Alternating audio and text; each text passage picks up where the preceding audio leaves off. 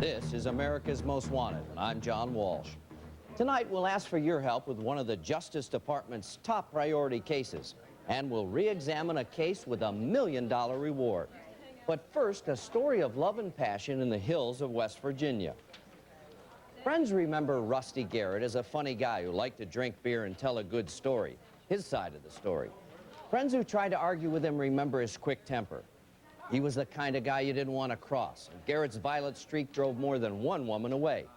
So Garrett spent his days drinking hard and working hard, breaking horses, until he met a woman who thought she could break him. Next one we got coming in, the Tennessee Walking Bear. Spring 1988. Spencer, West Virginia, a town known for good hunting and good horses.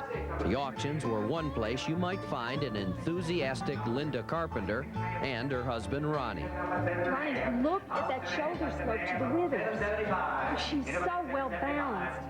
15 hands. That is a classic Tennessee walker. It's still too rich for my blood. Well, there must be some parrot mount, cowhawk, pin-fired nag somewhere in Roane County that's right for the price. Linda was active. She liked to work, liked to ride horses. She loved horses. And sometimes when we go to a horse sale or something, Rusty would show up. Ho, ho, ho, ho, right there, ho. Hey, honest stranger. Rusty Garrett, I thought that had to be you. Ronnie Carpenter. What the hell's a Chevy mechanic doing out here looking at horse flesh? Actually, it's my wife here that loves the horses. Linda, you remember Rusty Garrett? Jeez, Ronnie, every time I see Linda, I wonder why I didn't stay closer to you, buddy. Rusty's a horse trainer. You're kind of rough, aren't you? Well, I suppose if you ask the horses, they don't like me none. But if you take a horse and sink it down in a mud hole till the fight's out of him, he'll remember who the boss is. I'll bet they remember. Actually, to know me is to love me. Rusty was loud.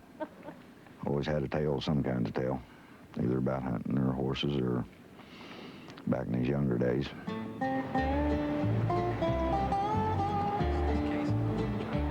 Over the next several months, Ronnie and Linda Carpenter saw a lot of Rusty Garrett. Have to get over time out there. So what happened? Anyway, Moose and I were out there one night spotlighting deer. That buck up there on the hog's back. Let me take the ridge line, see if I can get off a clear shot. You and Linda hold down the holler.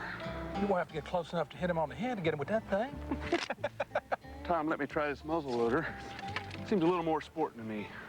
Besides, it was good enough for the pioneers.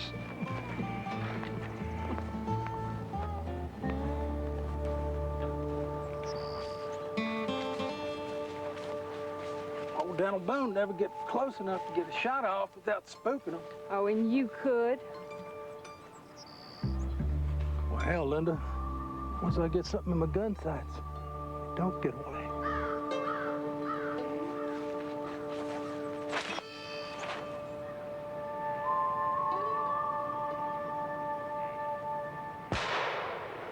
He ain't much with a gun, is he? Whoa! This buck's for you, baby.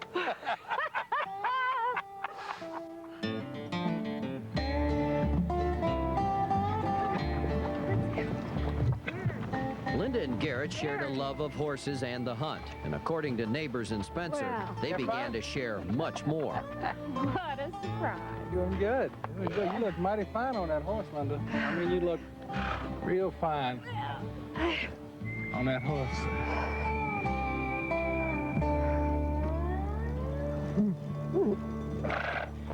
Rusty Garrett was supposed to have been a friend of mine.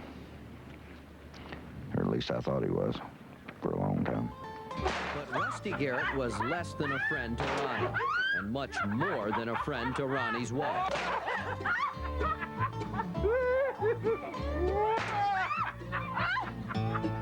Oh, I just knew you were waiting for a big bad man like me, babe. I never knew that Linda and Rusty was having an affair for sure, but just my suspicions. Oh, Ronnie will be wondering. Hey, we ain't through yet. Rusty, stop it, that hurt. Now, let's go. I gotta go. I was late last time. Oh, you telling me what to do now, huh? Hon, don't be that way. Go on! Go on, get out of here! Now! I don't have any idea what Linda seen in Rusty.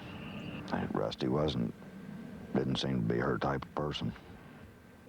Seen Rusty and Linda together one time in Spencer. I was test driving the car for the garage, and Rusty and Linda was in her truck coming the other way. I felt that something was going on, something was wrong.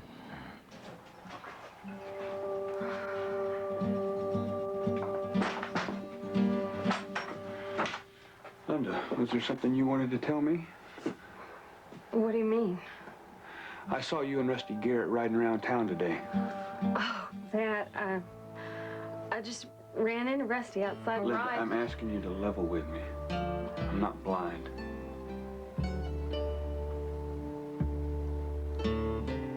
What do you want me to say?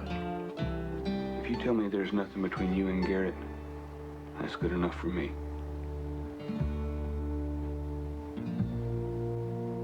There's nothing.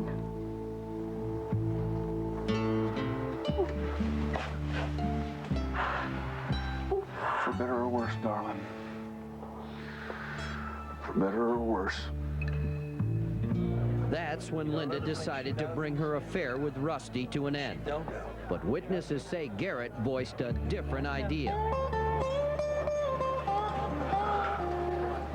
If I can't have her on Earth, then I'll have her in hell!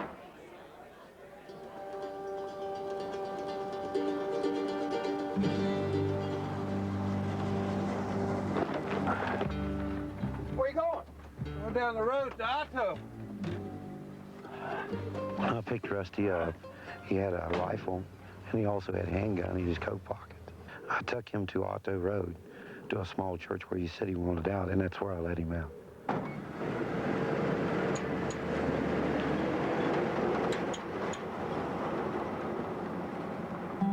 That night, deputies say Rusty Garrett camped out at the edge of the woods near the Carpenter home.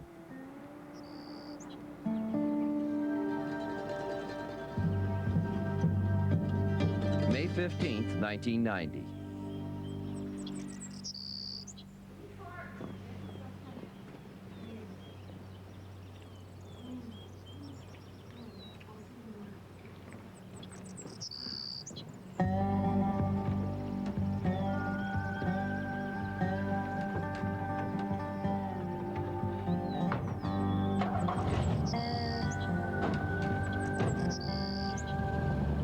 After making sure Ronnie Carpenter had left for work, deputies say Rusty Garrett waited several hours for Linda to come out.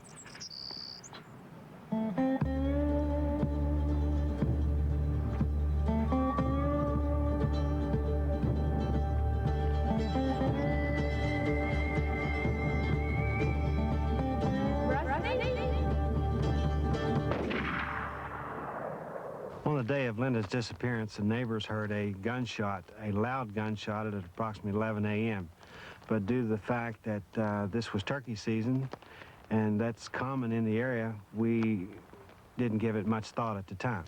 When I come home the second night, her truck was gone. And the little dog we had named Sparky, he was gone. And didn't have no idea that anything serious was wrong. 3 months later, 2 ginseng hunters made a grisly discovery deep in the woods. Oh, my God.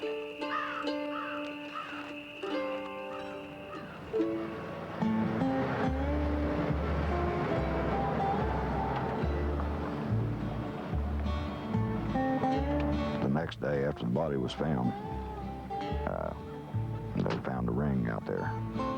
And they called me in to see if I could identify it. Hello, Ronnie. Sergeant Heath? This is the ring we found at the scene.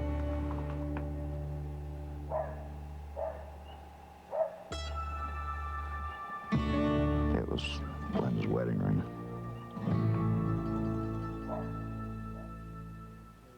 Police say Garrett fled in Linda's pickup truck. When he abandoned it, he told friends he was going to hide out in Canada. He must have thought the heat was off. because in July 1990, Rusty Garrett was arrested in Ashtabula, Ohio for cockfighting.